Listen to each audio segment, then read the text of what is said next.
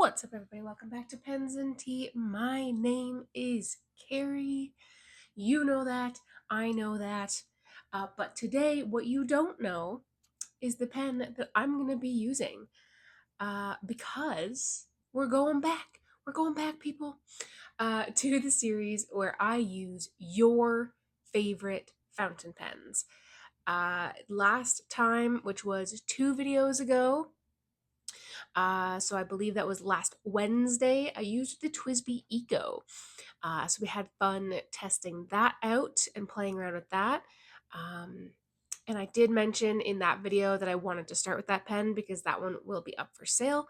I do want to officially announce and officially commit to let you all know that the fountain pen sale will be going live this Friday for the paid tiers of Patreon only.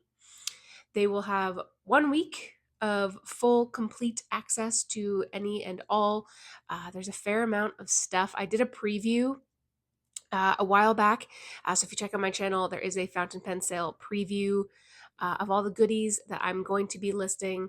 And I'm still slightly on the fence of adding in a few more. So there may be some surprises in that video. There may not be. That's why I've been sort of like on the fence of when to do it. But Canada Post seems to have gotten their act together and they are fully caught up now. So it's time. And if I commit to saying it, then it's going to happen. So paid tier Patreon members, you will have 1 week free access. You'll see the post that I'll post on Patreon. And then for everyone else, 2 weeks will be posted here live for everyone with everything that is left. So that's why I started with the TWSBI Eco. That was great. It is now cleaned out. It is now being dried and spanking new, ready to go home to someone that's going to use it. I quite like it, but I just don't use it. But one pen that I'm going to talk about today that is one of your favorites that you constantly talk about uh, is one that I am keeping. It is one of my all-time favorite pens, although I don't tend to use it very often solely because of what I do. But it is one that I'm going to be using to go back to school. So if you've missed the last video I did, go check that out where I talk about all of the fountain pens I'm going to be buying and using whilst I go back to school. And that is the Lamy 2000. Now, I've done a few videos on the Lamy 2000, so I'm not going to go into every nitty gritty, but I will go a little bit when I flip the camera around in just a minute. But one of the biggest and most popular videos I've ever done is comparing the fine nib to the medium nib of the Lamy 2000. This is the medium nib, and I've inked it up with a Lamy ink. So let me flip the camera around and let's get cracking. All right, the Lamy 2000. It is a classic for a reason. I have owned many Lamy 2000s. I've owned a few other black macrolons. I've owned the blue one, the brown one. I was super tempted by the green one, but I never ended up purchasing it. And I have sold all the other models that I've had solely because, as I've mentioned many times, I don't want to have too many fountain pens in my collection. And this is the one that I always seem to go back to.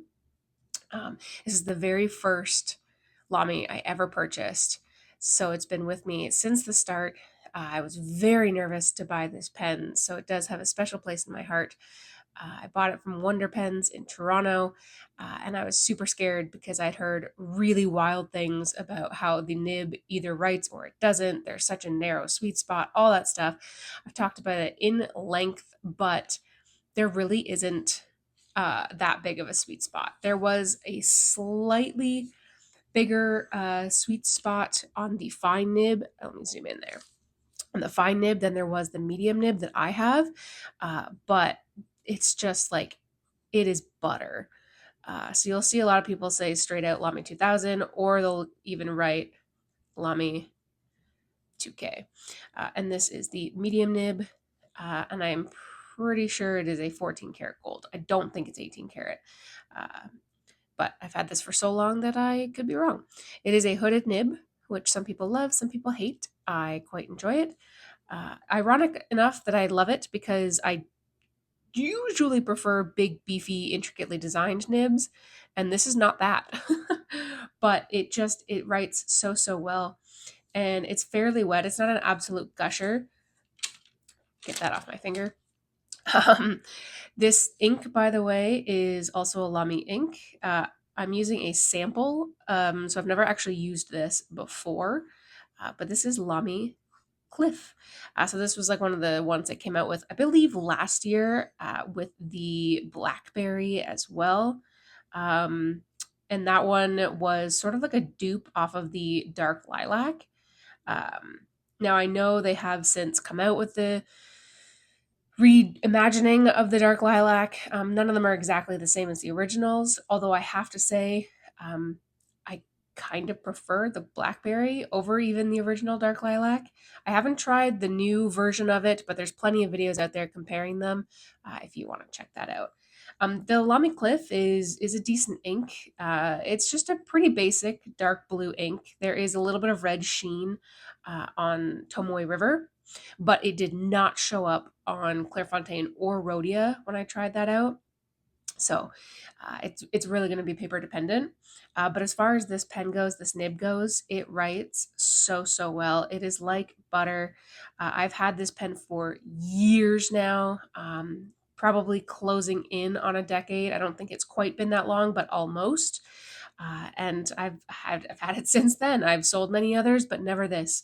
Um, so the sweet spot that they're always talking about is like the way that you rotate your nib. And obviously, like if you're gonna write like super, super like to the side, it's not going to, but this is literally the side of the nib. Like you don't have to be like you can rock it back and forth pretty well. And it's still right. So like don't be afraid if you've heard that. I just don't. Like you could rotate it pretty far and it'll still write. So I don't think you're worried about that. Reverse writing, you still can even with the hooded nib. Um, and it is actually fairly smooth too. You can certainly get to that like an extra fine basically. But I mean, I wouldn't recommend it because it's not definitely not meant for that. The medium is fairly beefy. It is definitely a European medium for sure. She's a bit beefy. Not, I wouldn't say it's a broad, but it's leaning more towards the broad than the fine side of a medium. But the fine is fairly fine. I don't have it anymore, but I really love this pen. I love it quite a bit. This right now is actually the only pen I have inked up because I have cleaned all the rest. Um, so I'm going to be using this one for quite some time. I'm going to bust through the entire sample. I don't think I'll buy this ink because I have many that are very similar to it, and there's nothing that's like super um, defining about it. I like it. If it was given to me, cool, I'd be happy, but I don't think I'll buy it. Not unless it was like, 80% off or something, because I have a problem with that. But I really love the way that this pen feels in my hand. It just sits so comfortably. Some people have an issue with the little knobs here that connect to the lid. Like that's what the pen actually snaps onto, the lid, but I don't. You don't even really feel it. The nice thing is you can hold it pretty much anywhere. If you have extremely, and I mean extremely oily hands, you may have an issue with the fact that there's zero step. But it's so rare. And with the like Macrolon material, you do get a little bit of ridge here, so you do get some grip. And it's so nice. It's so nice. That's the breather hole that you fill from. And it's just, guys, it's so great. It's push to post if you want to. It's so light. So, whoopsies. Apologies, I knocked off the microphone. It's so light that I don't think you would want to, but you totally could. Um, yeah, it's gorgeous. I adore it. It feels so smooth in my hand. It feels so nice to grip, to hold. The material does warm up to the heat from your hands after a bit of use, and it is just stunning. It's a classic for a reason. I really love the way that the clip operates. I think everyone should have a Lamy 2000 in their collection if they don't. It's a piston fill, so you do have a nice ink window here that will show you your ink levels, and the piston knob is practically hidden. I mean, like you can see it twist, but when it's like fully like twisted down, like locked in, you can barely see it. You can only see that line if you know it's there. Nobody else is really going to be able to see that.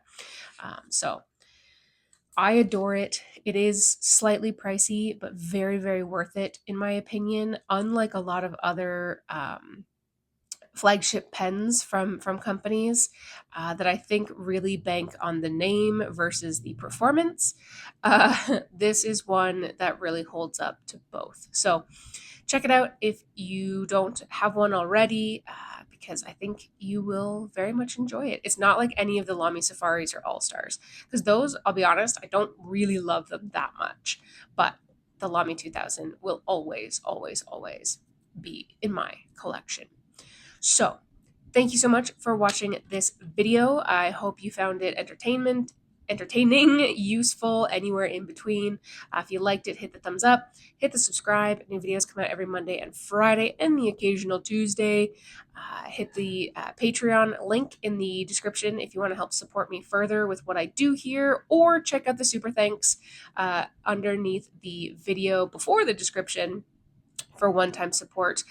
But guys, if you've watched it this far in anyways, write down the word Cliff, because I will appreciate that a lot. But as always, I will see you guys next time. Bye.